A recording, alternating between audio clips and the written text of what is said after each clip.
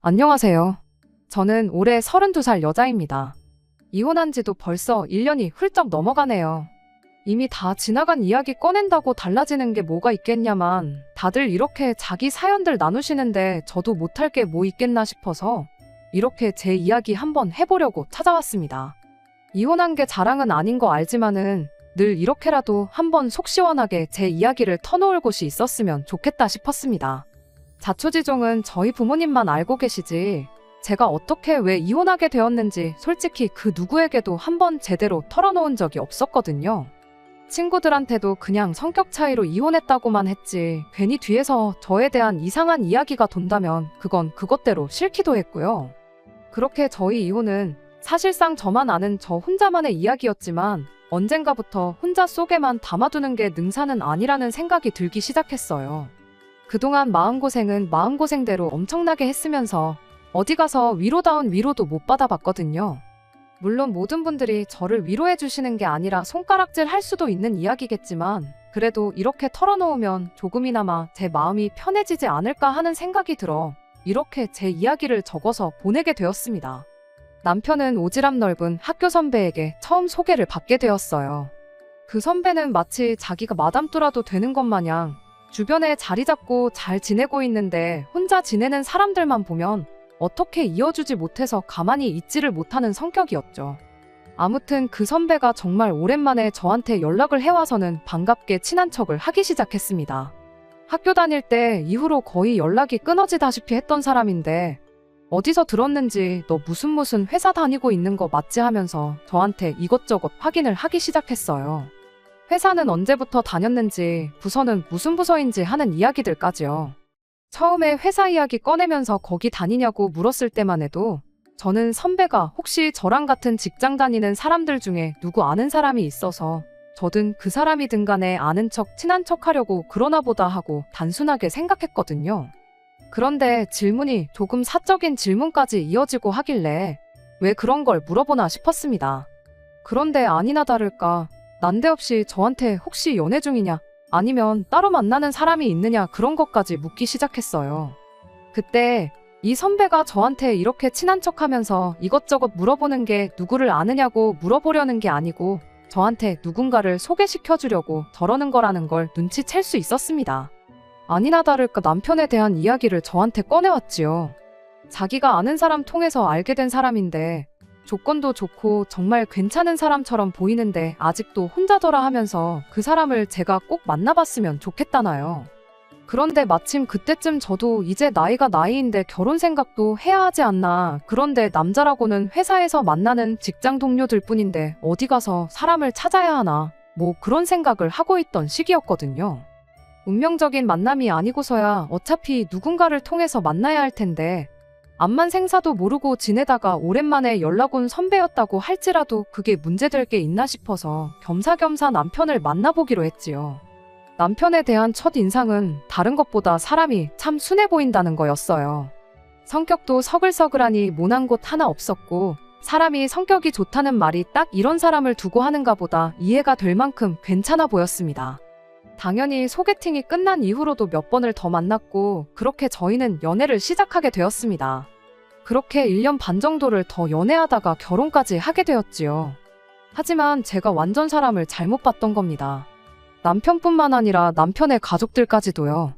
결혼을 결심할 때 시어머니가 안 계시다는 건 전혀 고려 대상이 아니었습니다. 남편의 어머니가 남편 어릴 적에 아버님과 이혼을 했다고 들었거든요. 시어머니하고 어쩌다가 이혼을 하게 되었는지 제가 따로 물어본 적은 없는데 대충 젊었을 때 일에만 매달리다 보니 집에 좀 소홀했다. 그로 인해 집사람이 힘들어했고 그렇게 이혼을 하게 되었다. 라고만 간략한 설명을 들었어요.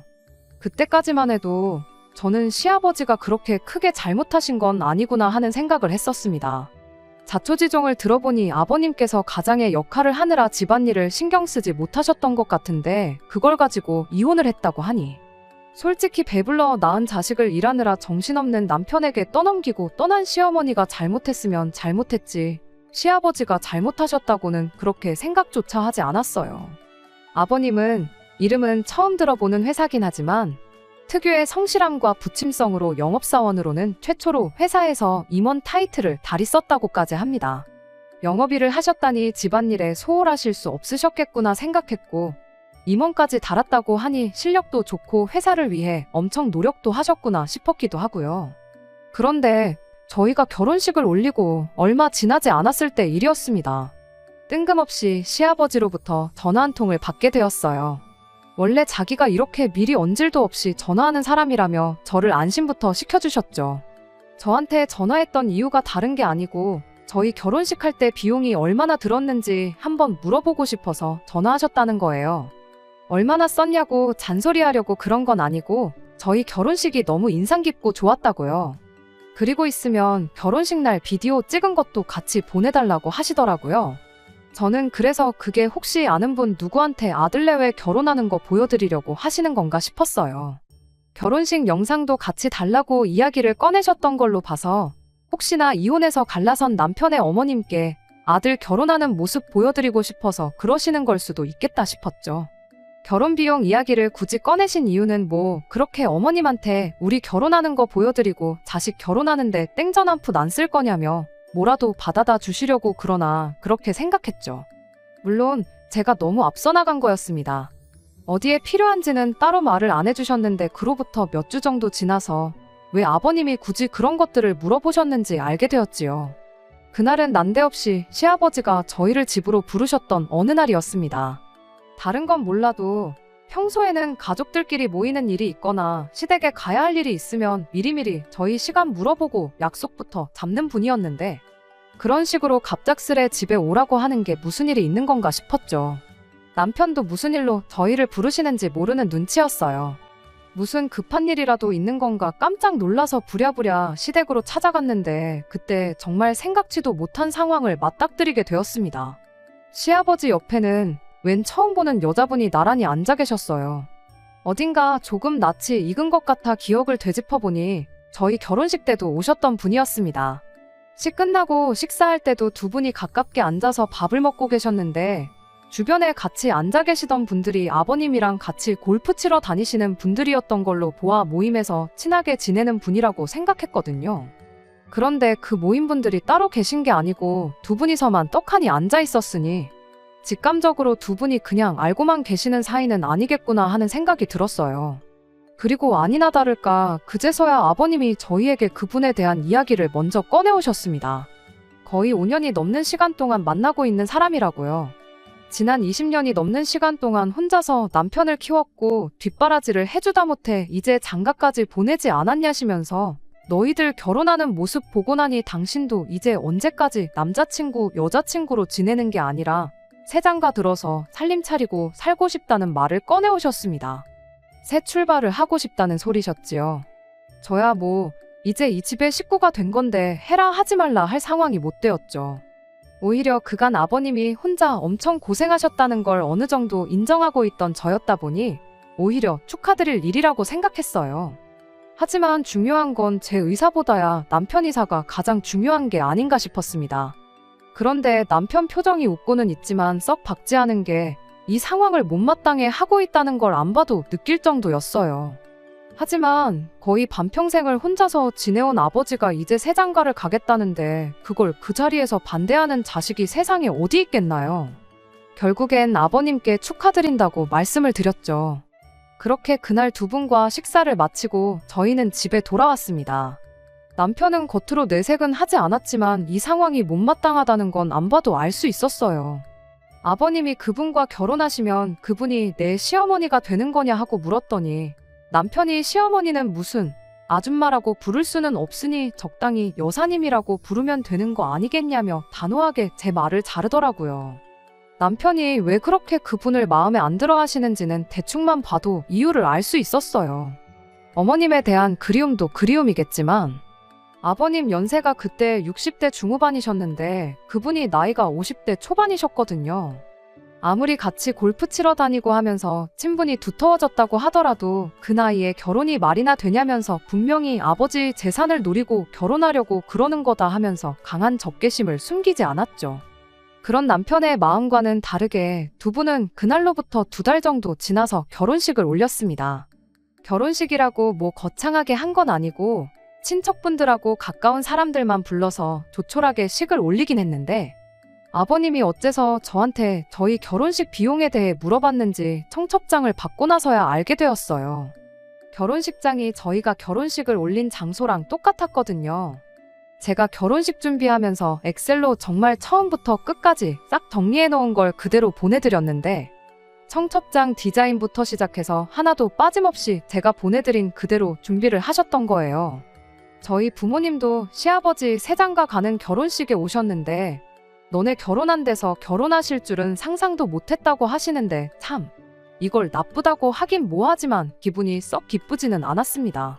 아무튼 그렇게 아버님은 새살림을 차리게 되었어요. 그리고 두 분은 신혼여행이라고 가까운 동남아로 여행까지 떠나셨지요. 그리고 두 분이 신혼여행 다녀온 지 며칠 지나서 여사님이 저한테 따로 연락을 해왔습니다.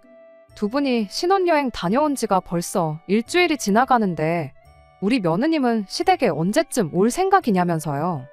아무리 없다가 생긴 시어머니라지만 며느리 할 도리는 하고 살아야지 않겠냐 하고 자기 할 말만 하고 전화를 끊어버리는데 이게 다 무슨 소리인가 싶었어요.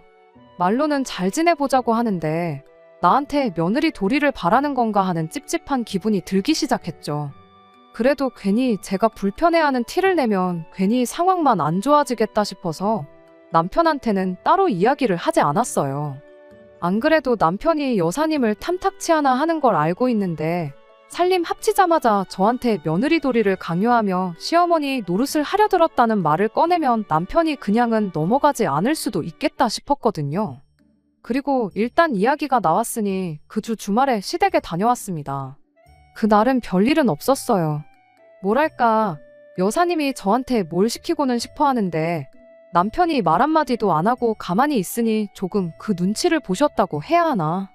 식사 마치고 나서도 설거지 이 많은 걸 언제 다 하냐 하면서 툭툭 던지는 말 한마디가 저보고 눈치껏 행동하라는 것처럼 보였는데 그런 말을 꺼낼 때면 슬쩍슬쩍 저희 남편 눈치를 보는 게 나름대로 어느 정도 선을 긋고 있는 것처럼 보였습니다. 그래서 저도 눈치껏 행동했어요. 여사님이 설거지하는 동안 제가 냉장고에서 과일이며 이것저것 꺼내서 후식을 준비했죠. 그렇게 나름 약삭빠르게 행동하고 있었는데 그로부터 한 두어 달쯤 지나서였나? 이건 좀 아니지 않나? 하는 생각을 하게 되는 일이 있었습니다. 하루는 시아버지한테서 연락이 왔어요. 지금 집사람이 니들 주려고 총각김치 담근 거 한 통 들고 가고 있다고요. 챙겨주시는 거야 감사한데 문제는 그때가 한낮이었거든요. 당연히 저랑 남편은 둘 다 회사에 있어야 할 시간이었으니 당연히 집은 비어있는 상황이었습니다. 아버님께 조금 늦게 오시지. 지금 집에 아무도 없는데 어쩌냐고. 김치 해주신 건 잘 먹겠다고 저희 집 현관 앞에 두고 가주시라 전해달라 슬쩍 물었는데 아버님이 그래도 들고 간 사람 성의가 있는데 집 비밀번호를 알려달라고 하시더라고요.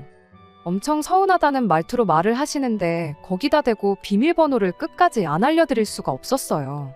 자식인 남편도 있는데 왜 굳이 이런 전화를 저한테 하시는지 참 원망스럽더라고요.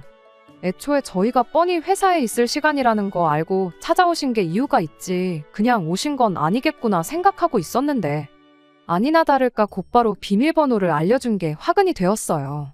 이튿날 아침에 여사님이 출근길에 저한테 전화를 해왔습니다. 전날 총각김치 두고 가면서 저희 집 냉장고를 보게 되었는데 아무리 젊은 사람 둘이 산다고 한들 어떻게 냉장고를 그렇게 텅텅 비워둘 수 있느냐며 한 소리를 하셨죠. 한국 사람은 밥심으로 일한다는 소리 못 들어봤냐고. 특히 우리 아드님 밖에 나가서 일하려면 고생일 텐데 너무 부실하게 먹이는 거 아니냐고. 그건 시어머니로서 두고 볼 수가 없다는 겁니다. 그리고는 어제처럼 김치같이 손 많이 가는 음식들은 당신이 가져다 줄 테니 저는 앞으로 남편 밥상에 국이나 찌개 하나 못해도 반찬은 4-5가지 해서 식사를 챙겨주면 좋겠다는 소리를 하더라고요. 통화하는 내내 정말 어이가 없고 황당했어요. 애초에 하기로 했던 대로 김치만 두고 가셨으면 아무 일도 없는 건데 굳이 저희 집 냉장고까지 뒤져보면서 분란을 조장하는 건가 싶었거든요. 애초에 저랑 남편 2사람 다 맞벌이하고 회사 일 끝마치고 집에 오면 7시 반이 넘어서 그냥 저녁도 밖에서 알아서 해결하고 들어옵니다. 결혼하고 한 번은 남편이 집밥 이야기를 꺼낸 적이 있었는데 그때 이미 남편과 식사 문제에 대해서는 이야기가 다 끝난 상황이기도 했어요. 남편한테 일 마치고 와서 집밥까지 해줄 능력은 안 되니 정 밥이 먹고 싶으면 직접 해먹으라고 이야기가 되어 있던 상황이었죠. 제가 만약 남편한테 생활비를 타서 살고 있는 전업주부라면 여사님 말대로 매 끼니마다 임금님 수라상까지는 아니어도 국찌개 하나에 반찬 대여섯 개 정도는 해줄 수 있습니다만 맞벌이를 하는 이상 아쉬운 사람이 하는 게 당연한 거 아니겠나요? 남편도 그렇게 하겠다고 했고 저희는 아무 문제가 없는데 왜 여사님이 부탁도 안 했는데 나서서 이렇게 일을 키우는 건가 싶었어요. 뭐 거기서만 알겠다고 대답했지 시키는 대로 할 생각은 없었습니다. 대충 반찬 가게에서 반찬 몇 가지 사와서 냉장고에 채워놓았어요. 안 먹으면 안 먹는 대로 버려야 하긴 했는데 이따금씩 남편이 퇴근이 일찍인 날이 있어서 두면 알아서 꺼내 먹겠거니 하고 말았습니다. 하지만 여사님의 시어미질은 거기서 끝이 아니었어요. 며칠 지나서 또 여사님한테 연락을 받게 되었습니다. 이번에도 제가 회사에 있을 때 걸려온 전화였고 그냥 한 게 아니고 또 저희 집을 한 바퀴 순찰하고 했던 전화였어요. 이번엔 저희 집 옷장을 뒤져봤나 보더라고요. 우리 아드님 입고 다니는 옷이 많이 낡았다질 않나? 와이셔츠를 보니 꼬깃꼬깃한 게 다림질 같은 거 안 해주냐 하면서요. 사회생활하는 남자가 밖에 나가서 꼬리 우스우면 대접 못 받는다고. 그리고 남편 옷차림새가 저러면 우리 며느님도 같이 싸잡혀서 욕먹는 거 모르냐는 소리를 하는 겁니다. 남편 옷도 똑바로 못 입히고 출근시킨다고. 내줘도 똑바로 못 해주는 마누라라고요. 제가 뭐 현모양처 소리를 듣고 싶은 것도 아니었고 그날은 그냥 남편한테 옷도 좀 똑바로 다려입고 다녀라 하고 잔소리 좀 하고 말았습니다. 옷장에 있는 옷들 중 너무 오래돼서 포만 나는 옷들도 그 길로 싹 다 치워버리고 새 옷도 사줬죠. 가만 보면 제가 여사님이 시키거나 원하는 대로 반 정도는 해줬어요. 밥을 차려주거나 옷을 다려주거나 하는 주체가 제가 아니었을 뿐이었지. 비밀번호도 안 바꾸고 계속 여사님이 들락날락하게 냅두고 그렇게 한 데에는 다 이유가 있었습니다. 일단 남편이 여사님을 탐탁치 않아 한다는 게 가장 큰 이유였어요.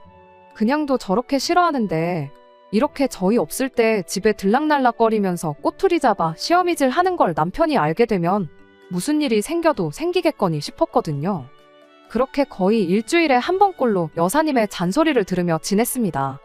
그런데 듣기 좋은 꽃노래도 한두 번이지 안 그래도 듣기 싫은 말을 일주일마다 듣게 되니 저도 점점 인내심이 바닥나기 시작했어요. 원하는 대로 하고 있는 척을 해줘도 그 다음 주가 되면 제 정성이 부족해 보인다느니 하는 소리로 꼬투리를 잡기가 일쑤였지요. 그렇게 제가 반년 정도를 혼자 견디고 있다가 이제는 도저히 안 되겠다 싶어서 남편한테 이 이야기를 꺼냈습니다. 사실 그간 여사님이 매주마다 우리 집 비어있을 때 찾아와서는 살림하는 거 간섭하고 그걸 가지고 나한테 잔소리도 하고 아주 미치고 팔짝 뛰기 직전이라고. 너무 지치고 피곤하다고 하소연을 했죠. 별로 마음에도 들어하지 않는 사람이 우리 집에 몰래 들락거리며 저한테 잔소리까지 한다는데 저는 당연히 남편이 그 이야기를 듣고 불같이 화를 낼 줄 알았어요. 그런데 남편의 반응은 제 예상과는 정반대였습니다. 남편은 오히려 여사님이 너랑 친해지고 싶어서 그러는 거 아니겠냐며 그럴 게 아니고 이참에 먼저 연락해서 시어머니 대접도 해주고 애교도 부려보고 그러라는 거예요. 이게 무슨 상황인가 싶었죠. 남편이 여사님을 못마땅해 하는 줄 알았는데 갑자기 사람이 돌변했으니 말입니다. 그 꼴을 보니 내가 뭐리에 지난 반년을 참고 살아왔는지 싶었어요. 남편이 여사님을 탐탁치 않아 하는 건 사실이긴 했는데 남편은 시간이 지남에 따라 그 마음이 풀어지기 시작했던 거예요. 여사님 덕분에 아버님이 엄청 멀끔해지셨다고 얼굴에 생기도 돌고 요즘 좋아 보이신다고 하는 걸로 봐서는 남편 딴에는 어머니에 대한 그리움만큼 아버님에겐 감사한 마음이 가득했던 거죠. 처음에야 어머니의 빈자리를 차지하려 드는 여사님이 마음에 들지 않았지만 반대로 아버님이 전에 없이 잘 지내는 걸 보니 그 마음의 문을 활짝 열어버린 것 같아 보였습니다. 저는 그런 것도 모르고 괜히 집안에 분란이라도 생기진 않을까 혼자서 꾹꾹 눌러 참으며 그 스트레스를 견뎌왔던 거고요. 진작에 말했으면 상황이 달랐을까 싶은 후회도 있었지만 어쨌든 이젠 남편도 별로 도움이 안 되는 걸 알았고 저도 그냥 당하고 지내지는 말아야겠다 그렇게 마음을 고쳐먹었습니다. 그래도 그 후로 몇 주간은 제 나름대로 그때그때 상황에 맞춰서 잘 넘기고 있다고 생각했거든요. 말도 안 되는 다림질이나 오첩반상 이야기 같은 건 확실히 싫다고 거절하고 대신 저희가 알아서 현명하게 잘하고 있다 설명을 드리는 식으로 말이에요. 그리고 앞에선 그렇게 하겠다 하고 뒤에선 그냥 원래 하던 대로 하는 식으로 나름 현명하게 넘기고 있다 생각했습니다. 하지만 그런 저희 노력에도 불구하고 여사님하고 한바탕 하게 되는 사건이 일어나게 되었어요. 남편이 여사님 편으로 어느 정도 돌아서고 나서 반년이 채 지나지 않은 시점이었습니다. 시아버지가 저희를 불러서 재혼하겠다는 말을 꺼냈을 때와는 비교도 안 될 만큼 충격적인 일이 하나 터지게 되었어요. 바로 여사님이 아이를 갖게 되었다는 사실이었죠. 아버님도 참 대단하신 게 남편한테 칠순 때 집사람하고 둘이 해외여행이나 보내달라 그런 이야기를 하고 계시는 와중에 저한테 생각지도 못한 도련님을 선물해 주실 줄은 몰랐습니다. 50대 초반에 아이를 가진 여사님도 참 대단하다 싶었고요. 그래도 한편으론 이제 아이돌 보고 그러시려면 괜히 쓸데없이 우리 집 찾아와서 꼬투리 잡고 잔소리하고 그런 문제는 사라지겠구나 생각했어요. 다른 것보다 그것만큼은 환영할 일이라고 생각했지요. 그리고 그때쯤부터 여사님이라는 호칭 대신 어머니, 시어머니라 불리기를 원하셨어요. 이제 한 핏 줄인 자식도 낳게 되었는데 아이한테 여사님이라고 불리는 모습을 보여주고 싶지 않다는 게 이유였지요. 아버님도 그때부터는 이제 여사님을 어머님이라고 불러달라 하셨고요. 호칭이야 저한테 크게 중요한 건 아니었으니 어려울 건 없었습니다. 남편 또한 일이 이렇게 된 거 여사님을 새어머니로 받아들이기로 한 것처럼 보였고요. 그때부터 여사님은 저희에게 시어머니, 새어머니가 되었습니다. 거기까지는 솔직히 문제라고 할 것도 없었어요. 보아하니 남편은 이미 여사님에게 마음의 문을 활짝 열은 것 같아 보였지만 저는 아니었거든요. 물론 여사님의 입장을 아예 이해 못하겠던 건 아니었습니다. 이미 아버님과 결혼까지 했지만 시아버지에게 있어서 하나뿐인 자식인 남편이 여사님을 인정해야 비로소 진짜 한 가족이 된다고 생각했겠죠. 하지만 그 과정에서 지난 몇 달 동안 남편 마음을 얻겠다고 저한테 시어머니 노릇하면서 호달구던 거 생각하면 호칭 하나 바뀌었다고 해서 여사님이 제 마음속에 진짜 시어머니가 될 수는 없었지만 말입니다. 아무튼 진짜 문제는 그 이후에 벌어지게 되었습니다. 난데없이 남편이 우리도 이세 계획을 조금 서두르는 편이 좋지 않겠냐는 이야기를 꺼내왔거든요. 저나 남편 벌이도 좋은 편이지만 솔직히 아버님의 경제력 덕분에 저희가 금전적으로는 모자란 게 없다 보니 딱히 자녀 계획을 미뤄야 할 이유는 없었습니다. 다만 제가 저 스스로 전업주부의 삶을 사는 것보다 경력을 쌓으며 제가 하고 싶은 일 하는 삶을 바랬었고 그러기 위해서는 회사 내에서 어느 정도 자리를 잡는 게 급선무였다 보니 자녀 계획을 최대한 미루는 게 저한테는 이득이었어요. 이 부분에 대해서는 남편도 결혼 전부터 합의를 했던 부분인데 갑자기 저렇게 말을 바꾸니 무척이나 당황스러웠지요. 그래서 남편한테 왜 갑자기 아이를 갖자고 하는 거냐고 이유를 물어봤습니다. 남편이 그러더군요. 이제 동생도 태어나는데 우리도 빨리 아이를 가져야 여러모로 이득 보는 게 많지 않겠냐고요. 이득이라니 무슨 이득을 본다는 거냐 물었는데 남편이 대답하기를 그래도 우리 아이가 동생하고 비슷한 시기에 태어나야 어머니한테 아이 맡기고 그러는 게 수월하지 않겠냐고 하더라고요. 말인즉슨 우리 아이가 태어나면 여사님한테 아이를 맡길 수 있지 않느냐는 소리였습니다.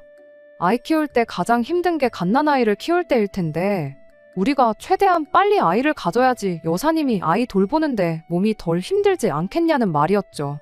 틀린 말은 아니지만 애초에 저희가 결혼 전부터 세워놓은 계획이 있지 않냐. 이미 아이가 태어나고 나서 나는 딱 3개월만 육아휴직을 하고 복직을 할 생각이었고 그 이후에는 돌보미분을 고용해서 아이를 돌볼 계획 아니었냐. 굳이 자녀 계획까지 수정해가며 아이를 여사님한테 맡길 이유가 뭐가 있냐고 남편한테 다시 되물었어요. 그랬더니 남편이 아무리 그래도 돌보미분이 가족만큼 우리 아이를 챙겨주겠냐. 뭐 그런 소리를 하더라고요. 그렇게 진짜 어머니 자리를 꿰찬 여자라고 적개심을 가질 때는 언제고 이제는 아예 진짜 어머니 대접을 하는데 솔직히 웃기지도 않았어요. 말 맞다나 여사님 또한 불과 몇 달 전까지만 해도 존재조차 몰랐던 생판 남이나 똑같은 거 아니겠나요? 그리고 그냥 아이를 돌봐주신다면 모를까 당신 배불러서 낳은 아이가 있는데 굳이 우리 아이까지 2명의 아이를 동시에 케어하면서 똑같은 관심과 사랑을 줄 거라는 생각은 들지 않기도 했고요. 그래서 우리가 꼭 어머님한테 아이를 맡겨야 할 이유도 없는 것 같고, 어차피 퇴근하고 나서는 우리가 아이를 직접 돌보게 될 텐데, 안 그래도 이르고 늦은 출퇴근 시간에 시댁까지 오며 가며 하면서 아이를 맡기고 데려오고 하면서 시간을 낭비하고 싶지 않다고 거절을 했습니다. 옳고 그름을 따지자는 건 아니었어요. 굳이 돌보미분까지 고용해서 달마다 큰돈 쓰느니 여사님한테 맡기는 게 이득이라는 남편 말도 일리가 있었고, 오며 가며 몸만 더 피곤하게 시댁에다 아이 맡기고 데려오고 하는 시간에 돌보미분 쓰고 퇴근하고 나서는 엄마 노릇 제대로 하고 싶다는 제 말도 틀린 말은 아니었으니까요.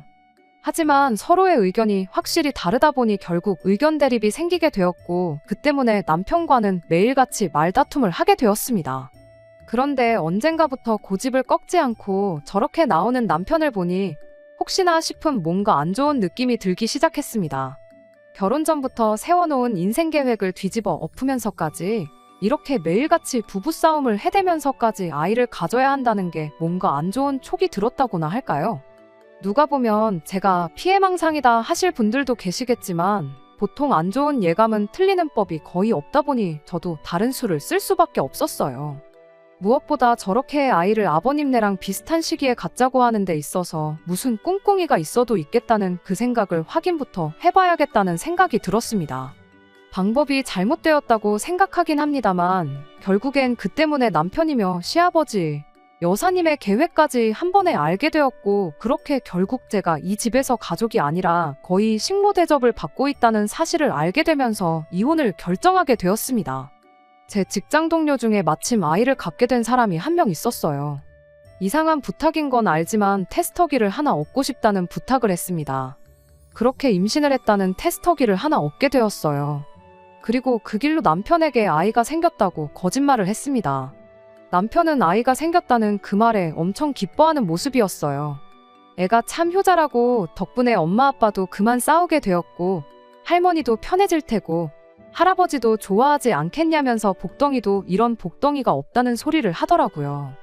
이 모든 게 거짓말이었으니 솔직히 한편으로는 마음이 무겁긴 했습니다. 솔직히 제 예상이 틀렸다면 그 이후에 벌어질 일에 대해서는 생각하지 않았었거든요. 무슨 말로든 변명을 하거나 아니면 납작 엎드려 사죄하거나 했을 테지만, 그래도 부서진 신뢰는 주워 담을 수 없겠구나 싶었죠. 아무튼 남편은 곧바로 시댁에 이 사실을 알렸고, 그 다음날 시아버지가 축하해주고 싶으니 둘 다 퇴근하고 시댁으로 좀 오라고 바로 말을 꺼내셨지요. 혹시나 그 상황에 병원 가서 제대로 검사받아오라는 말이 나올까봐 긴장이 되긴 했습니다만, 성질 급한 아버님 성격을 알고 있었다 보니 여기까지 전부 제 예상대로 흘러갔습니다. 그리고 그 다음날 시댁에 방문했을 때 남편이 왜 그렇게 아이를 갖자고 노래를 불러댔는지 그 진짜 이유를 알게 되었어요. 아버님이 대뜸 저한테 이제 아이가 생겼으면 몸조리를 해야 하지 않겠냐며 당장 회사를 그만두는 게 어떻겠냐는 말을 꺼내왔거든요. 거기서 끝이 아니라 회사를 그만두고 일단 저는 간단하게 짐 챙겨서 시댁에 들어와 살라는 말까지 꺼냈어요. 이유가 뭐인지는 물어볼 것도 없었습니다. 말이 제 몸 걱정이지, 그날 시아버지가 저한테 요구해온 건 시댁 들어와 지내면서 여사님 임신 수발 좀 들어달라는 소리나 마찬가지였으니까요. 저야 젊으니까 아이를 가진 상태에서 몸 좀 고생한다고 무슨 일 생기지 않을 테지만, 여사님은 나이가 있으니 자칫 잘못했다간 아이한테 문제가 생길 수도 있지 않냐는 이유였습니다. 그리고 둘이 썩 친해 보이지도 않는데 이참에 한 집에 같이 살면서 친해지면 좋지 않겠냐는 소리도 빼먹지 않으셨지요. 그래야 비로소 진정한 한 가족으로 거듭나지 않겠다나요? 저는 무조건 싫다고, 그렇게 할 생각 없다고 했습니다. 그랬더니 이 상황을 지켜보던 여사님이 한다는 소리가 자기가 진짜 시어머니였어도 이렇게 나왔겠냐면서, 너가 나를 시어머니가 아니라 첩쯤으로 생각하니 나를 우습게 알고 나한테 행동을 그렇게 하는 거 아니겠냐고 빈정거리기 시작했어요. 여사님 또한 그간 저희 집 들락거리면서 잡들이 할 때 제가 대충 대답만 하고 원하는 대로 따르질 않으니 거기에 저한테 불만이 있었던 것 같더라고요. 딱 봐도 이참에 저를 시댁에 합가시켜서 자기 임신수발 들게 하면서 서열 한번 제대로 잡아보려는 속셈이 뻔히 보였습니다. 뭐 안 봐도 뻔한 이야기겠지만 아마 아이 태어나면 저보고 직장까지 그만두라고 하는데 남편 말과는 반대로 태어날 아이는 물론이고 아버님과 여사님 사이에서 태어날 도련님이던 아가씨던 제가 돌보게 되겠다는 건 안 봐도 뻔한 일이었죠. 그래서 제 생각을 그대로 모두의 앞에서 이야기했어요. 그랬더니 시아버지가 한다는 소리가 시어머니 우습게 아는 며느리는 필요 없다고 한마디 하시더라고요. 그런데 그 와중에 옆에서 남편이 거들기를 새어머니 말이 맞다고. 새어머니가 아니라 진짜 어머니였다면 네가 그렇게 나올 수나 있겠냐고 하는데 어이가 없어서 남편한테 당신은 지금 누구 편이냐고 한마디 물어봤어요. 그랬더니 남편이 저한테다 대고 피는 물보다 진한 법 아니겠냐고 당연히 아버지 편이고 아버지와 부부관계인 새어머니 편이라고 하는 겁니다. 그러고 또 한다는 소리가 저분이 진짜 어머니셨다면 어차피 며느리인 제가 이 집에서 서열이 제일 꼴찌나 마찬가지인데 그렇게 생각하면 기분 나쁠 것도 없지 않냐는 겁니다. 그때 더 길게 두고 볼 것도 없겠다 싶어서 아이 생긴 건 거짓말이라고 한마디 했어요. 자꾸 남편이 아이부터 갖자고 하는 게 초기 이상해서 다 제가 꾸민 일이라고 한마디 던지니 다들 아무 말도 잊지 못하고 있더라고요. 그리고 곧바로 남편한테 한마디 했죠. 진짜 어머님이 계셨다면 애초에 아이부터 생길 일이 없었을 텐데 내가 배가 불러서 직장까지 그만둬서 어머니 수발들라는 소리가 나오고 할 거나 있었겠냐고요. 이미 저희 임신 소식이 거짓이라는 걸 이야기했을 때 저는 이 집에서 상종도 못할 천하의 나쁜 X가 되어 있었습니다. 거짓말까지 해가며 시부모 떠보는 며느리는 이 집에 필요 없다길래 저도 지지 않고 한마디 했어요. 애초에 바라던 바였고 내 예상이 틀리지 않아서 오히려 다행이라고요. 이런 인간도 못 되는 집구석에 며느리 노릇하면서 식모살이 하기엔 내 인생이 너무 아깝다고 저 같은 며느리는 이 집에 필요 없다고 하셨는데 빠른 시일 내로 이혼 서류 만들어 올 테니 도장이나 제때 찍어달라고 말하고 시댁을 뛰쳐나왔습니다. 이혼하는 게 두렵지는 않았어요. 애초에 어느 정도 마음의 준비를 했던 상황이기도 하고 저런 집구석에서 여사님 밑으로 여자고 남자고 누구 하나 태어나면 결국 저쪽은 저쪽대로 가족이 하나 더 생겼다고 똘똘 뭉칠 테고 저는 저 혼자서 겉도는 고달픈 신세가 되는 건 불보듯 뻔한 상황이었으니 말이에요. 그날 그렇게 뛰쳐나왔는데도 지 가족들 편든다고 저를 붙잡으러 따라 나오지도 않았던 남편이 막상 제가 진짜 이혼 서류 만들어서 가지고 오니 그제서야 저를 붙잡기 시작하더라고요. 보아하니 여사님 쪽에서도 장가까지 보내서 이제 신경 안 써도 되는 줄 알았던 남편의 아들이 다시 남편 밑으로 들어오는 게 탐탁치 않은 상황이었나 봅니다. 아버님의 재력과 관심과 사랑은 당신 뱃속에 있는 아이가 독식을 해야 하는데 갑자기 혹이 생긴 기분이었을 테니까요. 남편도 혼자서는 지낼 용기가 없었던 건지 그제서야 제 편을 들면서 잘 지내보자고 싹싹 빌더라고요. 하지만 이미 이 사람의 밑바닥을 봐버린 저로서는 굳이 저한테 앞으로 잘하겠다는 이 사람 말 믿고 이혼을 철회할 이유가 하나도 없었어요. 왜 평생 없이 지냈던 어머니가 생겨서 좋았던 거 아니냐고. 나는 그 사람을 시어머니로 받아들일 생각도 없고 부려먹기 좋은 식모로 살 생각도 없으니 가족끼리 똘똘 뭉쳐서 잘 지내보라 한마디 하고 말았습니다. 그리고 그렇게 1년 정도의 진흙탕 싸움 끝에 결국에는 남편과 이혼을 할 수 있었습니다. 숙려 기간이 끝나고 나서 이혼 신고하려고 남편과 만나게 되었는데 남편 꼴이 말이 아니었어요. 그리고 어렵사리 저한테 지금이라도 이혼 취소하고 다시 시작해보면 안 되겠냐고 말 한마디를 꺼내더라고요.